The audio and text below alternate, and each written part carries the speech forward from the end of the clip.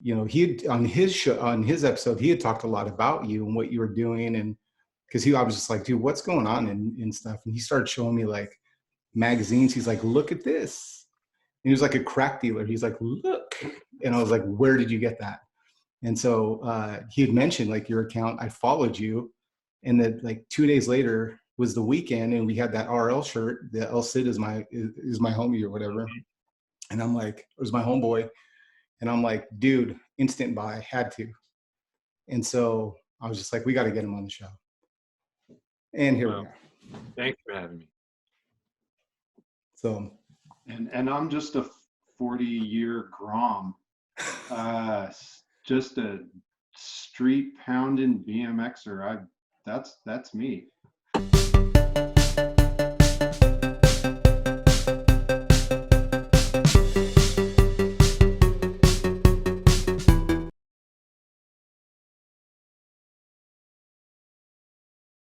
that's crazy, man.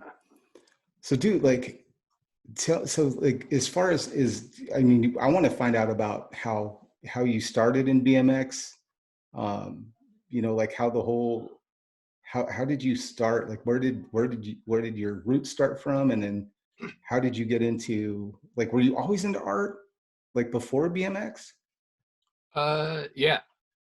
I think I've always liked to fiddle and take things apart and make things and draw things. And so that was, even when I got a bike, that just became one more thing to mess with. Yeah. But I don't know, just liked the freedom of getting out there and riding, whether it was a big wheel or a bike. And then got a, what is it? I had like one of those, like, didn't even have inner tubes. It was like plastic tired motorcycle looking 20-inch bikes. I got that and I remember that vividly, but then I got too big for it. My dad bought me, I got like a red 3-speed 26-inch, I always think Pee Wee Herman or something, but I rode it around, but I'd still want, I had fenders and everything, but I wanted to jump it off stuff. I have pretty vivid, I made all these parachutes for it and bombed a hill and pulled the chutes.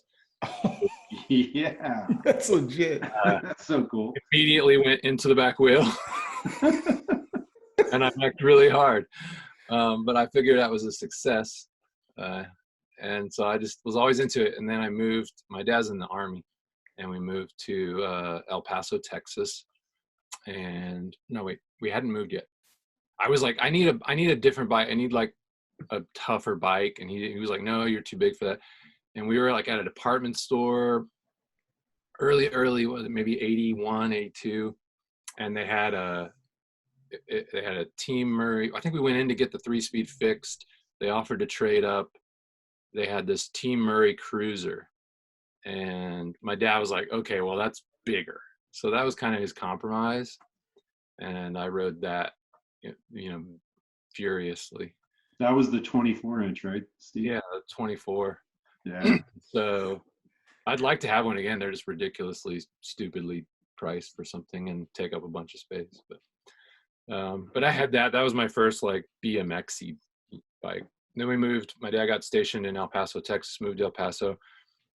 The short version of the story is our realtor had a son named Steev, and they invited us over for dinner, and we just hit it off. And he took me out in his garage and showed me his racing bike. And I was like, whoa. And then so we started kind of riding together, and it wasn't, we were probably 2 rides in when I was like, I got to ditch this cruiser thing. And then the next was, again, my dad was super reluctant, went out and bought a Huffy Stu Thompson and broke it in a matter of like over in a weekend. I trashed it just bent it. Oh, no. Took it back. After some arguing, they gave me another one. Broke that like a week later, bombing a hill again. And I was coming down a hill and I jumped a curb and I went to jump the next curb. And as I pulled up, all I had was the handlebars in my hand. Oh God. Man. Like 30 mile an hour straight to I just dragged, and I literally drug the bike home probably like a mile by the handlebars, pulling the brake cable, and dragging the head tube had severed. Oh, So you no. didn't pull the chute then. You didn't have the chute I rigged didn't up. have the chute. See, I had learned the chute lesson. This new experiment was, can you land full speed without forks? And you can't. Yeah, that's Noted. I have a history. My BMX closely corresponds to a lot of wrecks. I think all of ours does. Yeah. So, Yeah, I mean, I think that was like the first thing. I think we all like. I think I wrecked as much as I pulled stuff. Like that was. I don't remember. right. That built character back then. Well, like my buddy says, spills build skills. You know, it's like Yeah. you've learned from a lot of wrecks. Yeah. Well, you figure it out. You're like, I can't ride vert. I can't ride flat. I can't. Partly because you just literally couldn't. Like it hurt. You just didn't function. I can tell you, yeah, like my BMX story. Like I was all about BMX, and then I started doing flatland because the BMX track was far from my house, and it was just me and my mom growing up. So getting my bike, the concept of putting my bike in the car was just it would not happen.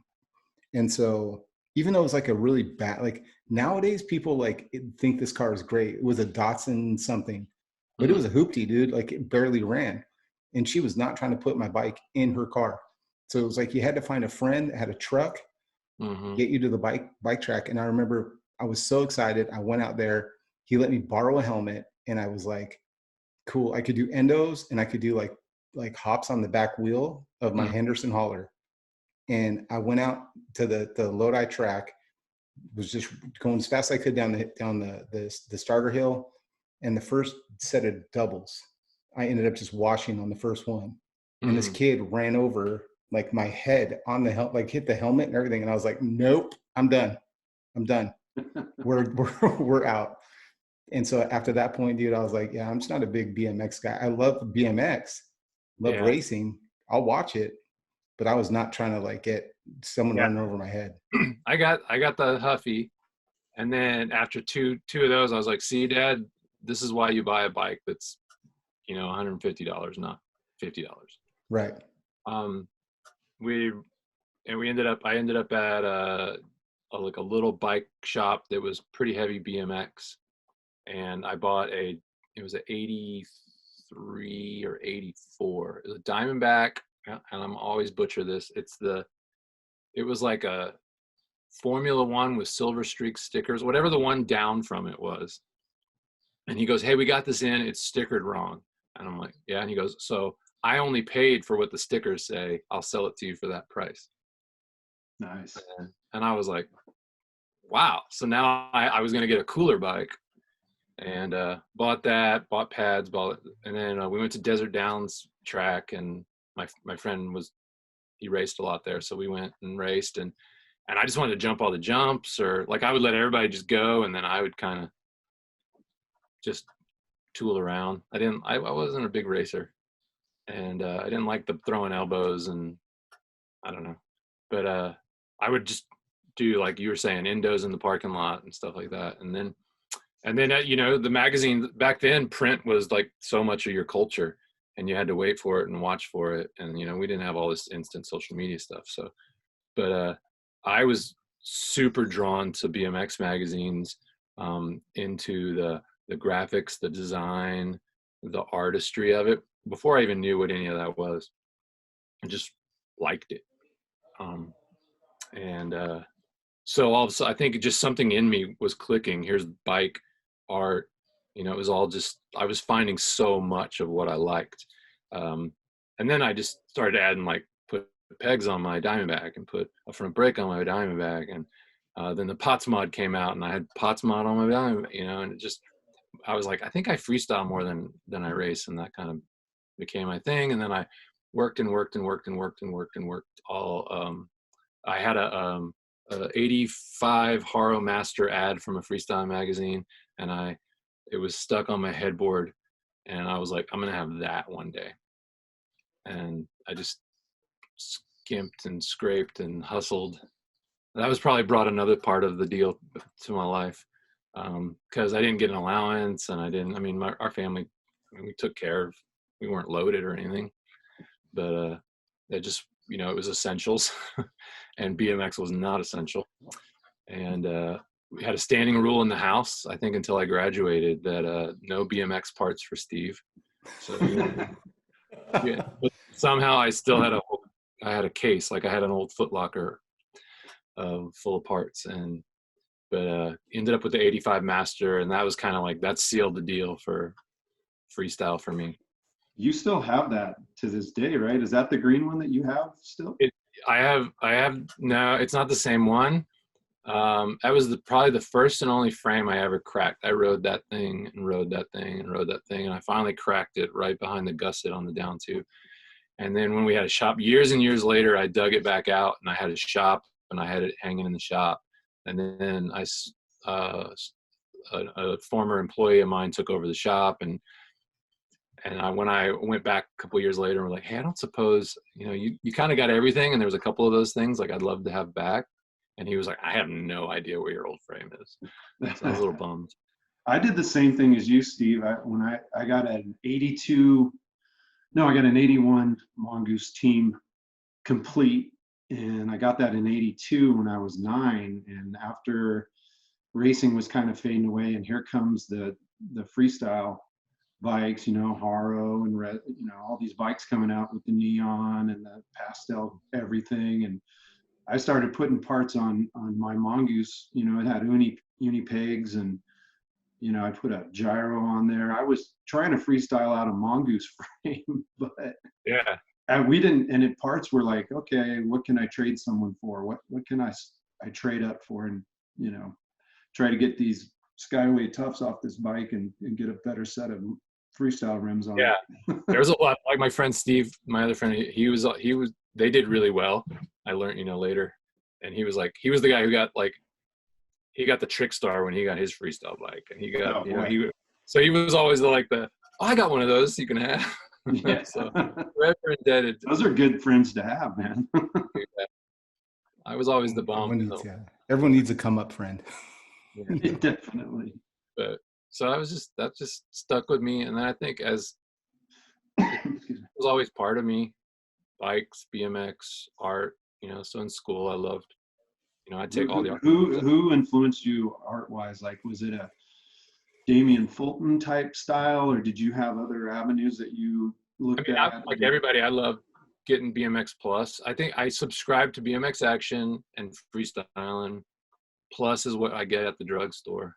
Yeah. You know, but I loved Damian's stuff, but I think my biggest initial influence was Bob Haro. Yeah. He just was like everything he did. I mean, he was artist, he was entrepreneur, he was freestyler. You know, there was just like, I want to be Bob Haro. Right. And then as that transitioned, it became like the guys at freestyling. So Andy Jenkins is probably the guy I would say his art. I love, absolutely. He's my art hero. But all those guys, Lou and Andy and Spike and all those guys that were, you know, doing freestyling it's funny now to kind of have a little bit of a familiarity or friendship with some of those guys and know, like, we weren't, you know, you were like, oh yeah, they're like 25 and I'm 15. And you're like, no, they were like 18 and you were 16. Like, what were we thinking back then? You know, they had moved out to California. They were living on their own. They were living the dream, and they were still, you know, under 20. That's incredible. I couldn't agree more, dude. Like, I think, like, I do art now, not traditional art, but like I do graphic design for a company, and I tell people all the time, like, if I didn't have like that whole like Andy Jenkins, that weird era where you saw freestyling kind of go from what differentiated freestyling from BMX Plus was that like the Scotch taped article thing and you know, like the Nick Phillips kind of a look. I remember there was an article and it was like, I think it was called like I Am You was the title of the article or the page, and like just the crossed out words, and there was just no rules to anything. Plus is always like, Plus can get a bad rap, and I understand, but you know, after you know, being around so long and knowing the guys there, and so I mean, they did what they did well, and they lasted longer than a lot of guys doing that. I mean, they knew they were the pages you tore out because they knew the guys are going to tear this out. This is a poster book, so there was always just, you know, sometimes lame but full color pages. Yeah. And then it was Damien. It was like, so it was like Radical Rick, and then what kind of cool picture am I going to get in here, and or what kind of cockamamie test are they going to come up with this time? You know, like, oh, it's going to be all white. Oh, it's going to be every color ever. It's going to be every part of, and you were just like, yeah, whatever. But you know, I like the cartoons in a lot of different magazines. I mean, Damien is probably one of my favorite. But if you read some of the Hot Rod magazines, you've got those cartoons. And then I was a big fan of Mad magazine. You know, I just liked anything with cartoons in it. Mad, Crack. Kind of was the era. All of that was just, it was just, that's what it was. And there was a respect for that. And I just loved it, you know. And it just fit my, like, what I like and what I could do. And so it was just a huge influence for me. So it was ride, draw, create. Yeah. There was weeks I'd probably work on my bike more than I rode my bike. Oh, for sure. Yeah. And I was always like pretty like, okay, it has to look like this. You know, I would just have pictures in my mind. It's almost like, you know, when I grew up and it was funny, I was building I bobbed out a 2001 Honda Shadow, and I took it from, like, you know, looking like a Honda Shadow Spirit to, you know, a cool bike that I wanted. But it was like, while I was in the midst of that, I was like, was it I rode a Schwinn.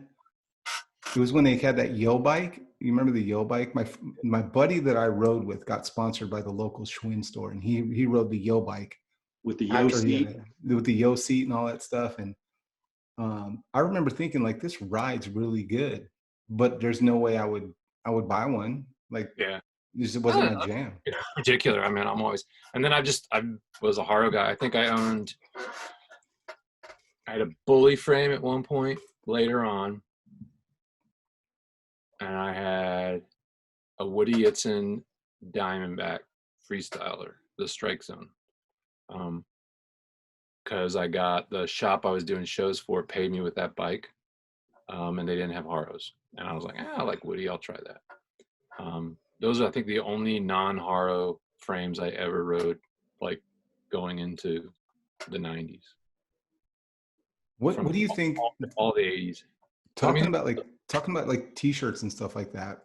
What was your favorite t-shirt that you remember from back in the day? Like the Vision Streetwear, the Life's Beach, I was telling Craig one day on, like, one of our little kickbacks, my favorite shirt that I had, well, Anarchic Adjustment was probably one of my favorite ones. Yeah. But then before that, I had a shirt that it was an emoji before emojis were emoji. It was just a circle and a straight line for the mouth, and just said, "Have a day." Yeah, have a day. I was like, I never could find that one. We had it at a shop, and it was like no one bought it, and so I was able to get it on Super Discount. Like a week or two ago, I was like, you need to do your version of that. Like, that'd be fun. But speaking of that, Steev, let's jump ahead out of the 80s and freestyle. Let's get your take or your background kind of around the turn of the 90s with PoorBoy. Try and get some gas money or some food money.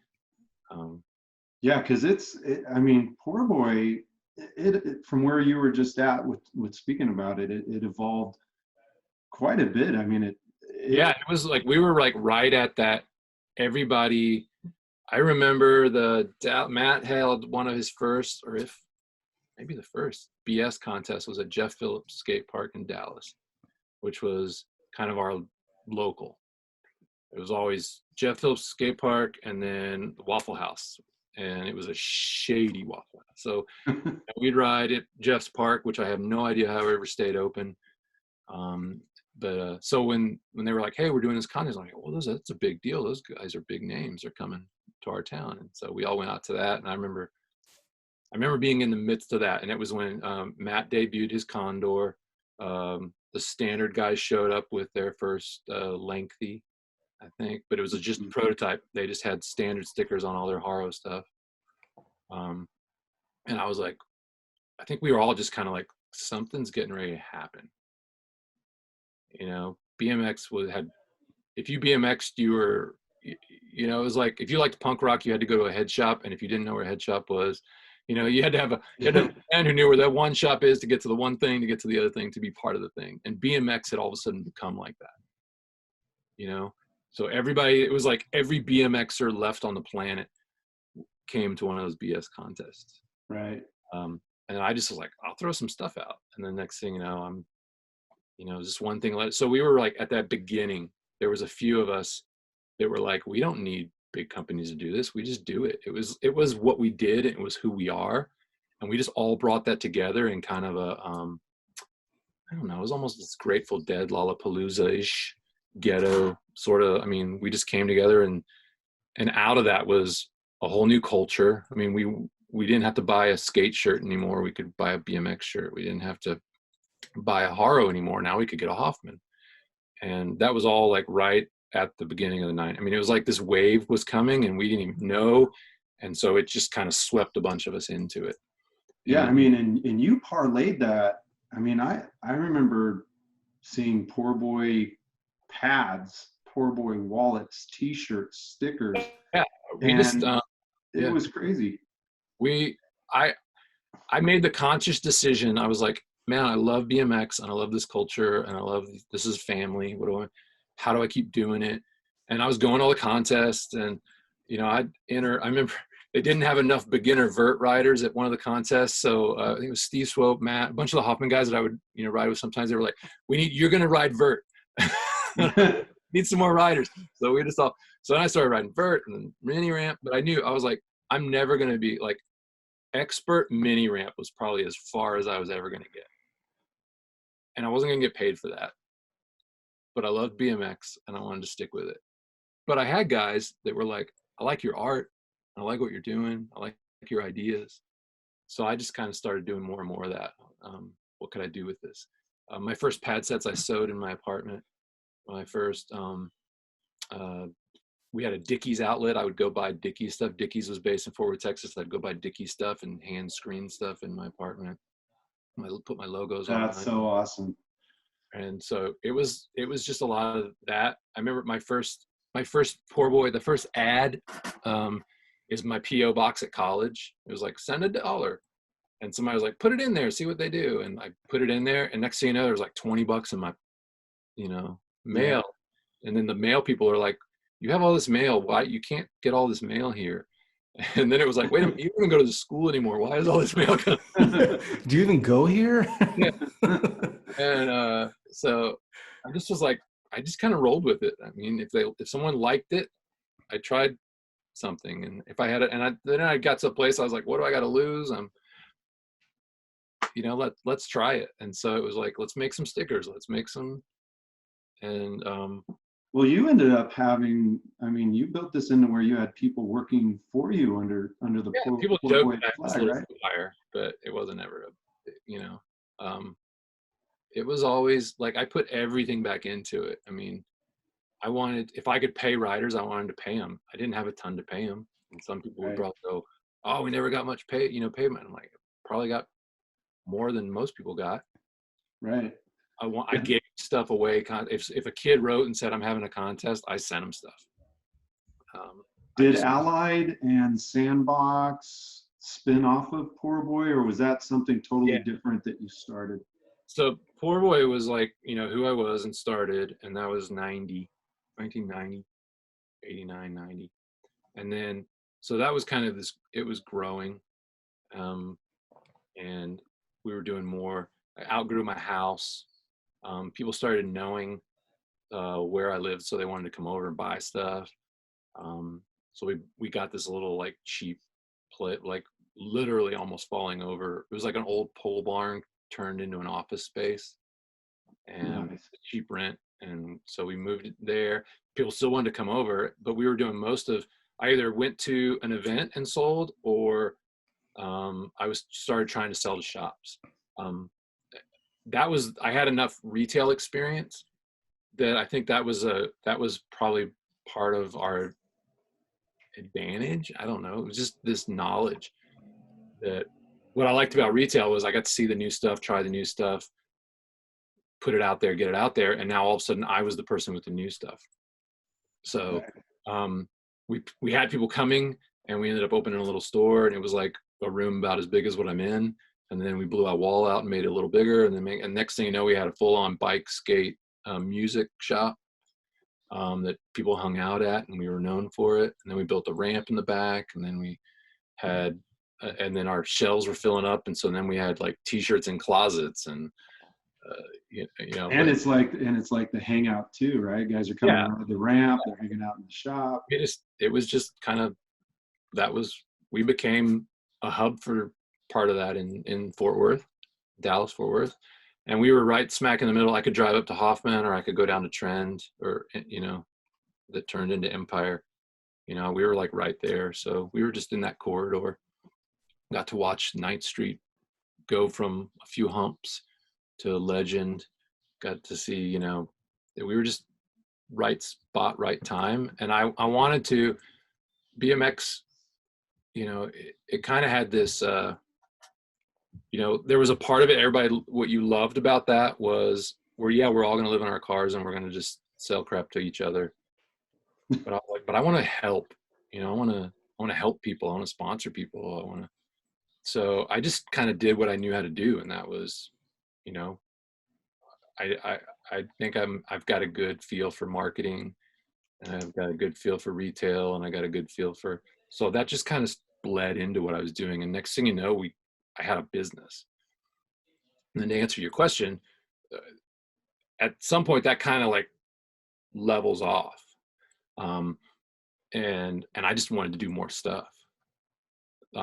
So that's when we started Sandbox Distribution, because I wanted to be able to expand. I didn't want to, you wouldn't call PoorBoy for 2B stuff, you know, but who else were you going to call? Right. So we were like, I'm a huge fan of the skateboard industry. Skateboard industry was starting distribution stuff. I was like, we should start a distribution thing. So we did Sandbox. And why is it called Sandbox? Because you never know what you're going to find in a sandbox. Sometimes good, sometimes bad. That's so true. And so I did Sandbox Distribution, and that was to help other guys get to a place faster. You know, I could help guys. I could sell their stuff, and they could still go have fun. I mean, you know, they didn't have they were going to go be creative. They were going to go make videos. They were going to go ride their bikes. They were going to go, and I could just help with that. That was my way of giving back.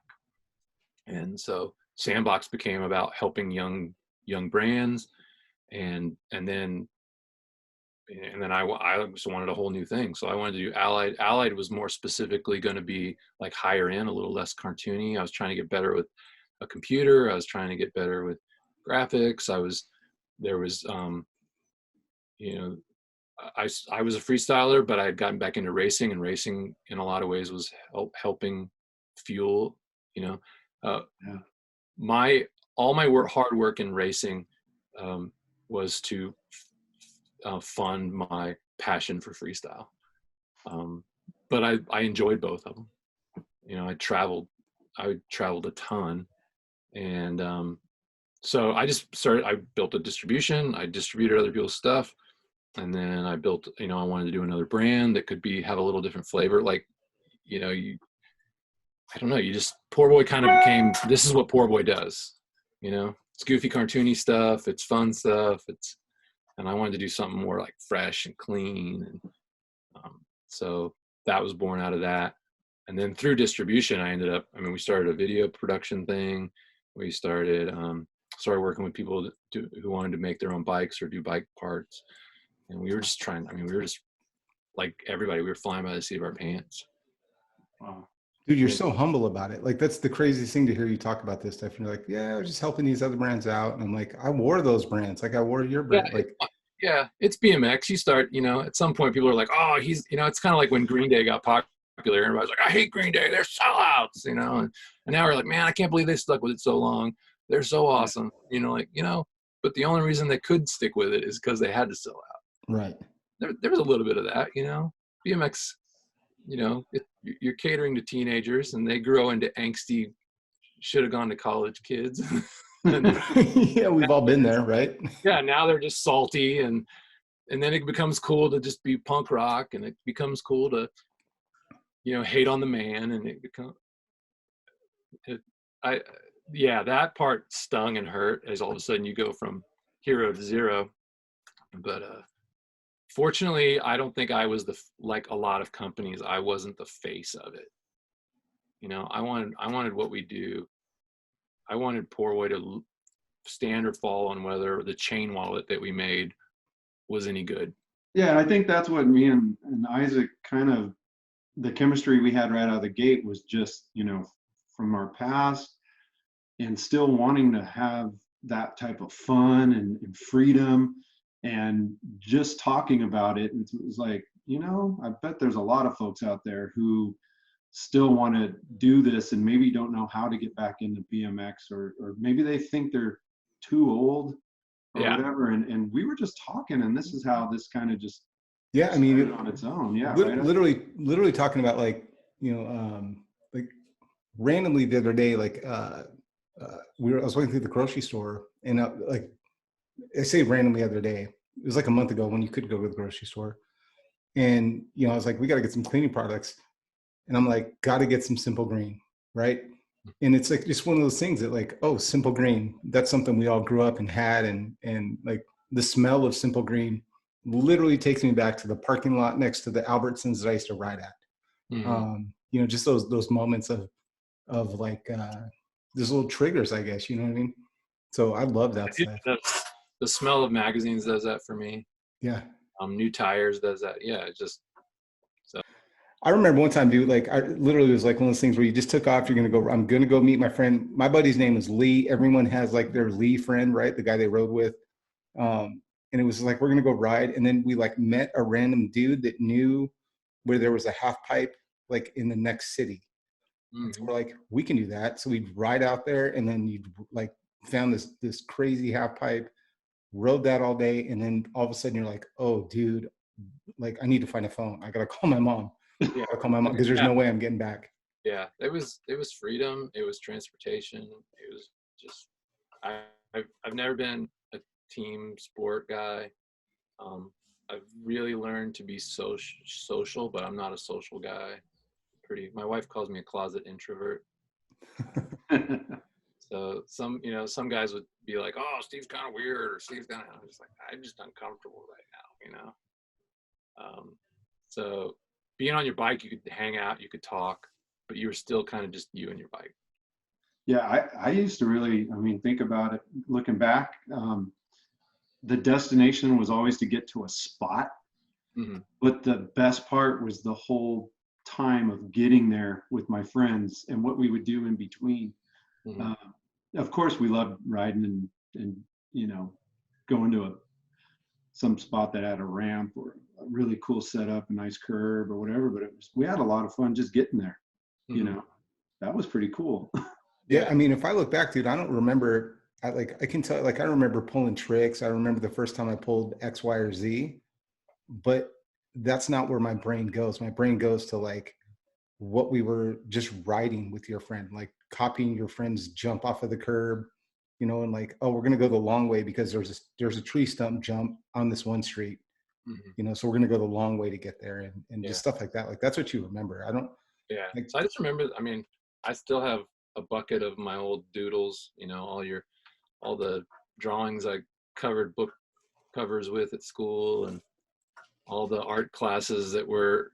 Yeah, I think every one of my art projects was music or BMX. I gotta ask, so where you're at right now, it's kind of like your lair. It's where I've seen you make videos of your artwork, your time lapse of your drawings. It is one of the most incredible rooms if you just look at what's around you. I'm so interested. So can you kind of elaborate on like how much time you spend in there, where you get your creativity from? Because I've got several PoorBoySteev figures, mugs, shirts, and I really love the figures. I mean, your figures are just so fun, so creative. The set you came out with, the logs, and who was the character on that? The from the video. the caveman Tarzan looking action figure you had. What video was that from? I did Aggro Man. I did the Aggro Man, yeah. I did the Caveman. Yeah, that was Even with PoorBoy, I mean, I can't tell you how many shirts that I did that I liked it. Every now and then I'd be like, this one's gonna sell, and I would just do it. Right. Because it was cool to you, right? Yeah. Well, you had ones where you're like, I bet they like this one, they'll like that one. Let's do it, because you got to have some staples. But man, so much was just like, I like to do it. And then I had guys that work with me, and they were good at drawing too. And I was like, you should draw something. You should do something. Let's put on a shirt. And so I don't know what we were talking. Just we were talking about your room. Here, I'm in my space. Yeah. I get, there's a part of this story, you know, like, so BMX from wild and weird, and I think just having done it so long, I kind of was like kind of over it, and walked away in a sense. But we had also gone from this meteoric rise to all of a sudden there was just this crash and burn kind of moment. And so it was through all of those kinds of things that I just kind of took a step back.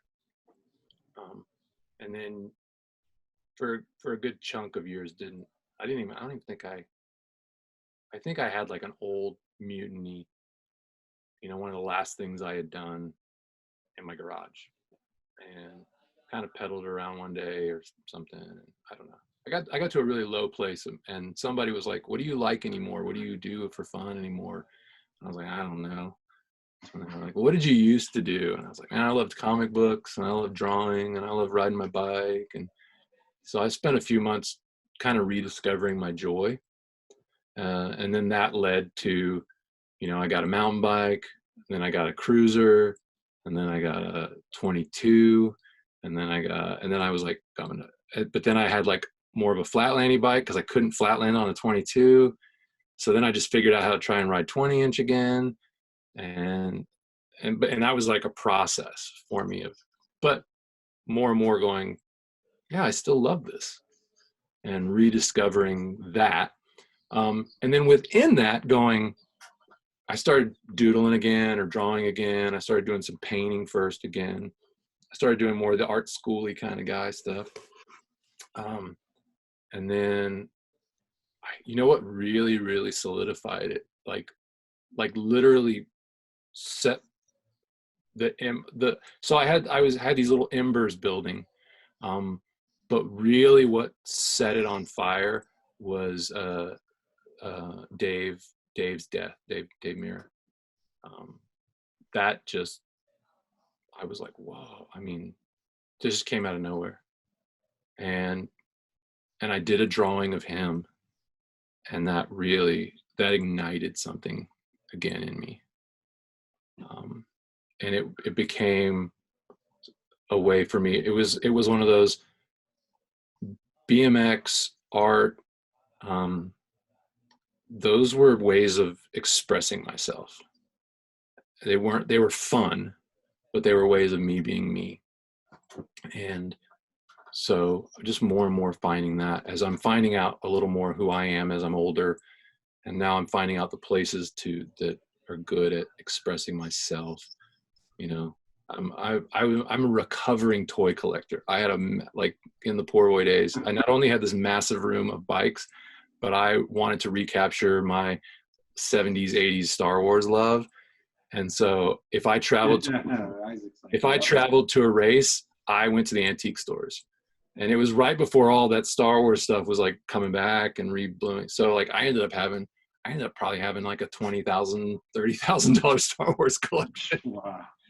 That I had paid like $4,000 or $5,000 for. Right. And it was before that awkward stage when they all had muscles. Yeah, yeah. But then that was like, yeah, this is cool, but the other stuff's better. But so that brings, you know, you mentioned about BMX or bikes or in general.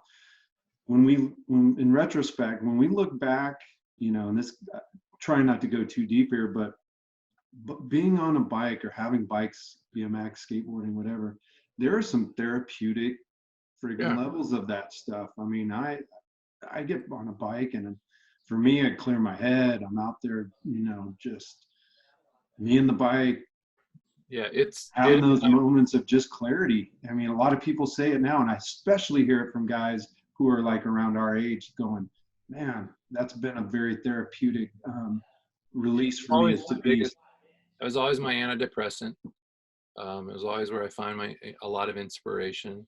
Just trying a trick over and over and over and over and over and over and over and over and over and over and over by myself late at night on our mini ramp. In between, what do I got to do to get this ice pick grind was also 2 new shirt ideas. Right. So it just always went together. So I kind of came back to finding all of that kind of coming back together.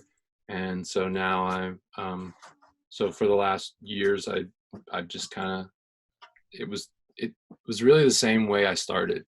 I was just expressing myself in a way that I enjoyed and liked, and it was therapy for me. And then people they liked it. And so that helped me. That just became a way for me to share. And then it turned into a way to kind of help me do more. We had this little room in our house that had turned into like the craft room for the girls. I mean, my kids are super creative.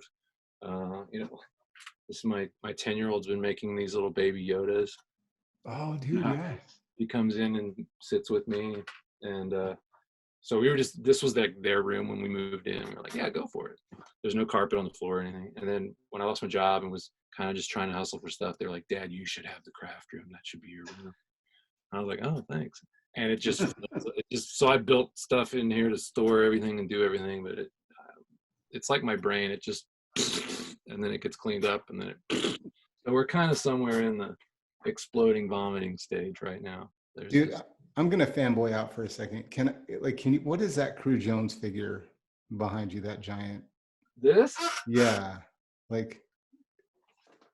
This is my plush crew. What in the world? Oh, that's sweet, bro. I've been thinking, I wonder if I could make these, and then I'm like, they're too expensive. Nobody's gonna pay $200 for stuffed doll. So, what are you working on? I wish I had gone into mountain biking. I would say that. Yeah, right. Or all the guys who went on to do motorcycle stuff, like the Biltwell guys are genius. That's Magoo for you. Yeah, right. What do you like with BMX, and people give me grief over an $18 shirt? I want to see some sneak peeks. You want to see some yeah, dude. What do you have in there that you can show? I want to see what you got. I got lots of stuff. What do you want to see? I'm a toy guy, bro. So let's toys, magazines, all of it. And I got magazines just sitting around because I'm looking through them. Dude, you should catch Steve's magazine dump. His sales. I mean, they're awesome. That was another thing. Like, I love magazines and print, and I got rid of so many. And then it was like a year or two later, I was like, what the hell have I done?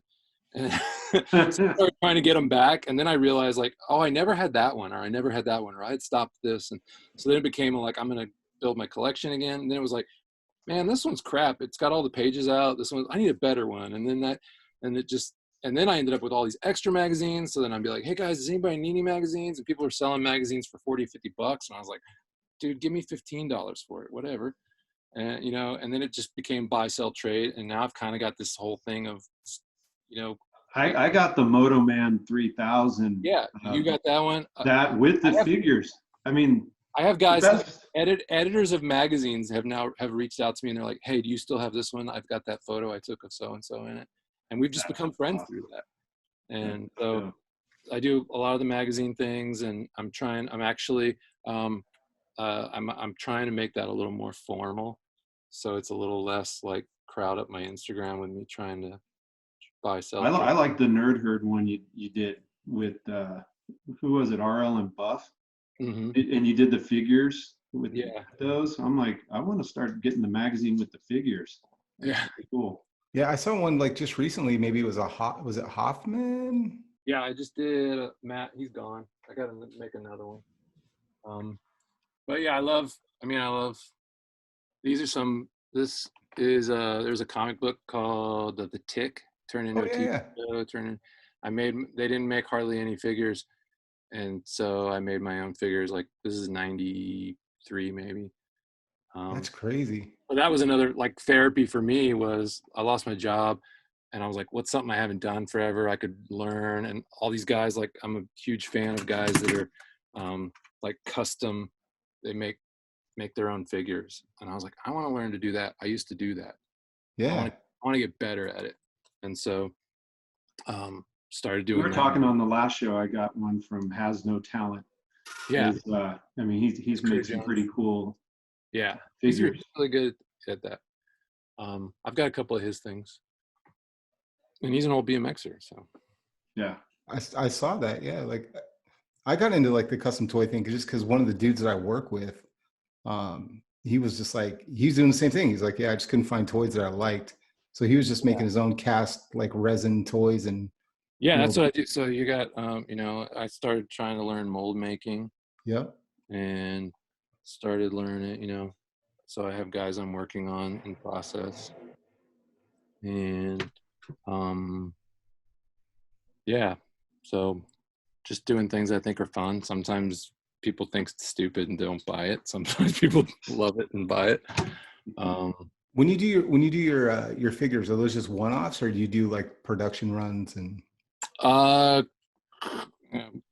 if I do like Matt that I just did, Matt and Mad Dog were one-offs. But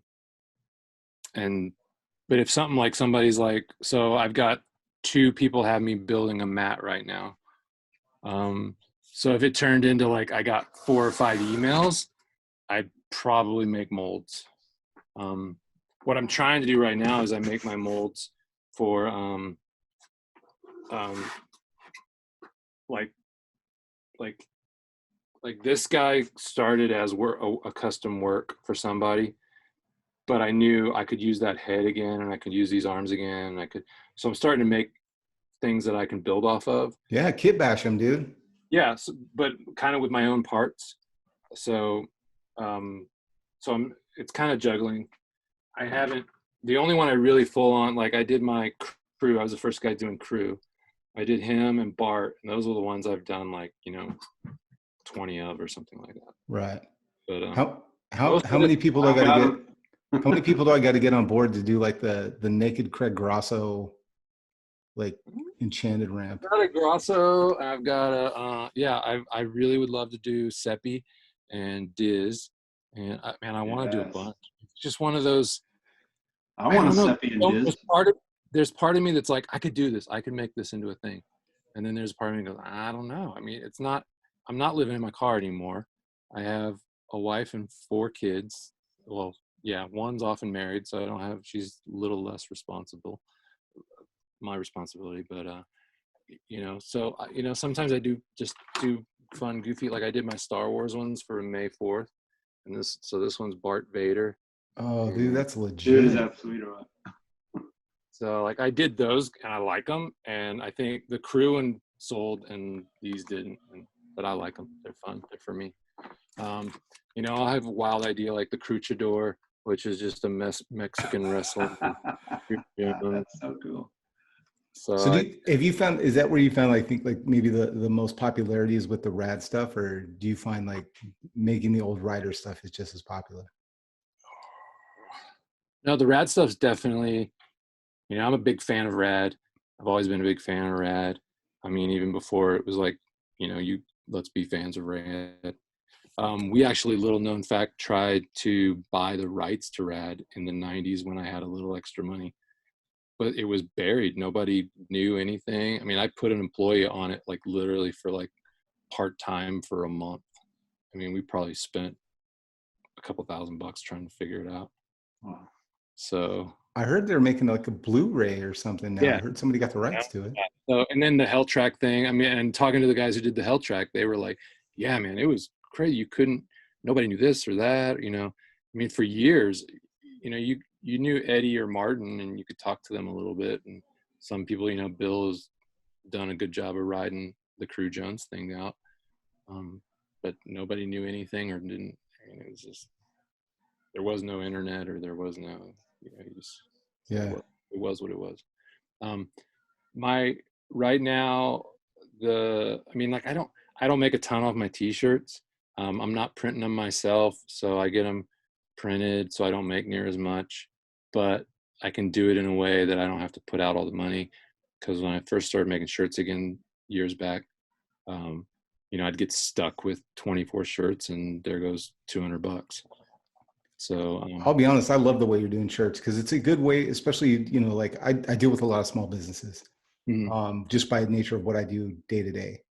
And the ability just to put a design up and say, okay, let me see how this sells. It's almost like a taste test, you're like, yeah, I can put this up, and if I sell a bunch, cool. And if I don't. yeah. So it's, I mean, guys, I think, I've got some guys that are really super into supporting what I do, and I love it. And I hate the fact that, they'll spend $50 and I make $15 or something like that, because Right. I know they want to support me more. Right. But it's just kind of the nature of how things are right now. It's a blessing and a curse. You can do stuff like one-offs, and not lose your shirt. Yeah. You don't make enough to turn it into make it 10 offs. So, and then who knows where things are going right now. So, so I do the shirts, I do I can do hats. I do a lot with stickers. And then, Love the stickers, by the way. thank you. And then the figure stuff is kind of, man, I'm so behind on making stuff. I'm hoping, I've got several commissions, and I'm hoping that getting back into the commissions will jumpstart me just cranking out. I've got a couple ideas that I think will be pretty good. And I just got to get after it. It's hard. It's a lot of work. I really hope you do the figures, dude. I want to. There's. Dude, I'm down for that. There's guys. There's some guys. I haven't. Yeah. There's guys that are getting them made overseas, and there's guys that are doing, and I'm not doing it. It's all still by hand for me. It's hard. Like, a Star Wars fan will pay $70 for a custom figure. A BMX fan barely wants to pay you $40 for one, even though you spent an entire day and a half working on it. I'm down for a Seppi and Diz CW racing, freestyle figures. Cool. Heck yeah, pencil me in. I'm down for whatever. Like, you do, like, you could. What would be funny is even do like a 2-pack of like RL with the fro and RL with the braids. You know what I mean? Like, you could do. Like, I have some just stupid ideas that I want to do along those lines that I'm like, this is a total waste of time. And then I'm like, I don't know. But it's kind of like I did the rad lumberyard. Yeah, that's the one I was thinking about. It was kind of a double dare with my daughter. I was like, look what I just made. I made like one. And she was like, Dad, that's one of the dumbest ideas you've ever had. And we used to have the joke, my wife, we would bring her the new designs, and we'd say, which ones do you like? And she always picked the worst sellers. So my daughter was like, you can't. And I was like, I'm going to prove you wrong. And so I made a few and sold them. And I think I've sold like 10 of them. But she was like, somebody paid you for that? And I was like, I put a lot of work into that. I hand cut every log. I did all the graphics. I print everything. I was like, I'm not just ripping people off. And it's funny, I'll tell you, dude, that's what makes it better though than like if you had like if you were sending them to China, right? And you were doing like mass production. Then I have like the exact same one that Craig has, which is great, right? But like, dude, the hand paintedness of it, because it's because I'm old. Better at that. I'm learning. I want to learn how to do. You can do wet decals to apply to them, so it looks more, graphic. I want to learn more of that. I'll give you my dude's Instagram, man, because he's really tied into that community. You might already be following him, dude. This is just side note besides this like interview, but I'll kick you down. I want to do a whole. I want to share. Like, I want to share my figures, and I want to share my love of toys, and but every time I'll post it every now and then on my Instagram. I don't know what the percentages of guys that are also Star Wars nerds or toys collectors. Pretty small. I'm like, I just need to do a whole separate page so that I can just, because like I want to do some other design. I want to do a Star Wars design, or I want to do, I want to do I want to do Star Wars characters riding BMX bikes. I think that'd be funny. I just posted myself doing it on my Instagram. You know what I mean? Like, There's a picture of me doing a wheelie in a biker scout helmet. I know couldn't see who your anything. I almost first killed my customer wife. would be, Steve, right there. Yeah. If you did a Star Wars BMX Yeah. collab, dude, your first customer is I've looking still you right in the got- eyes right now. I've still got Bart Vader if you want. Dude, I'm like, I also have Princess Lori. hold on, put that back up, dude. I gotta see Let's this. see. Oh my God, yes. So I've had a couple of requests for will you please do a Christian in an orange jumpsuit? So I might have a limited edition one of those. Oh, if you do like the prom set, Yeah. I'm stupid, dude. Like I'll buy all that stuff because like I have such an affinity for it, and I love collecting toys. I There was want nothing to like it. add bikes. I've been slowly trying to find finger bikes that aren't ridiculously overpriced, so I could try and add some bikes in with my guys. But yeah, Hoffman Condor. I got another request for an Agroman Ninja I'm working on, and then I got a couple.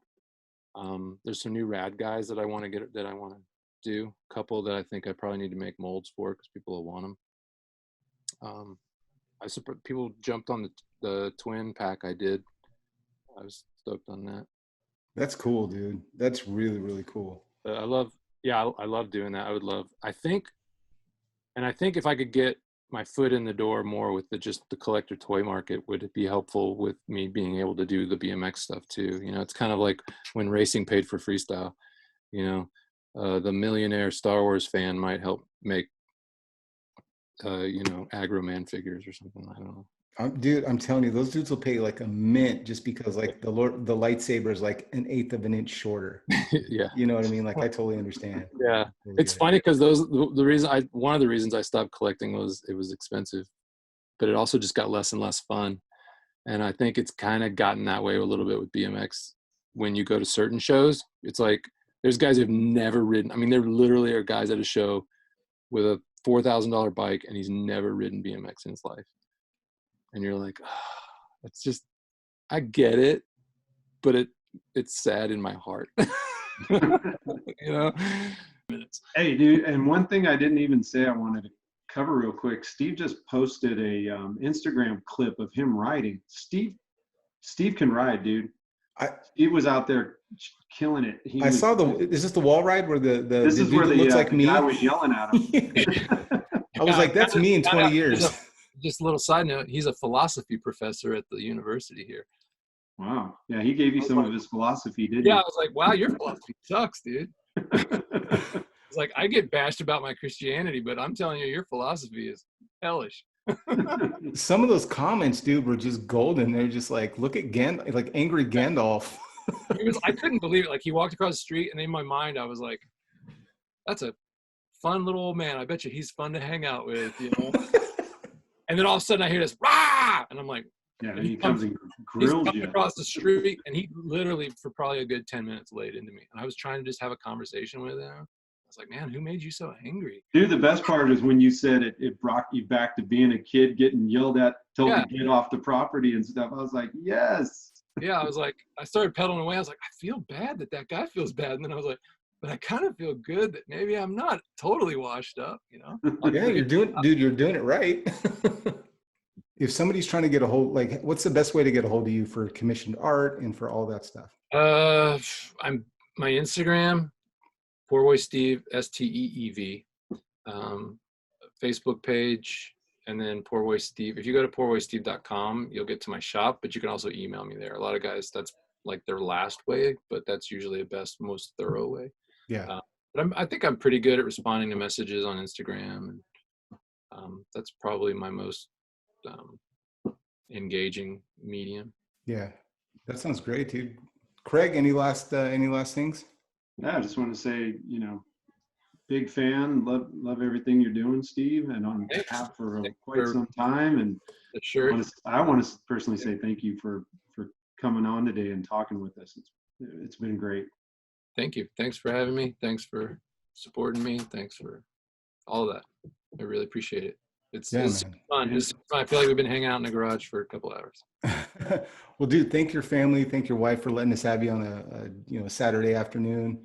And we'll do this again. I definitely want to hear more of your stories, dude. Like, we'll sit back and man, Oh, we can even get into the weeds. yeah, let's do it. Let's talk about like that, you know, stealing a bus and maybe, you know, like the Hoffman stuff. I would love it. Yeah, yeah. Everybody wants to know about old PoorBoy. Everybody wants to know kind of what you're doing now, and then the one was always like, well, so why did you stop that? And where did you go? And that's always the next one. Yeah. Well, we'll talk again, brother. Thank you so much. We'll anybody wants to get some new stuff, follow Steev. We're going to put all the information in the description. So that'll be great. So thanks again. And yeah, we'll talk soon, brother. Thank you guys. Thanks a lot, man. Bye. Steve.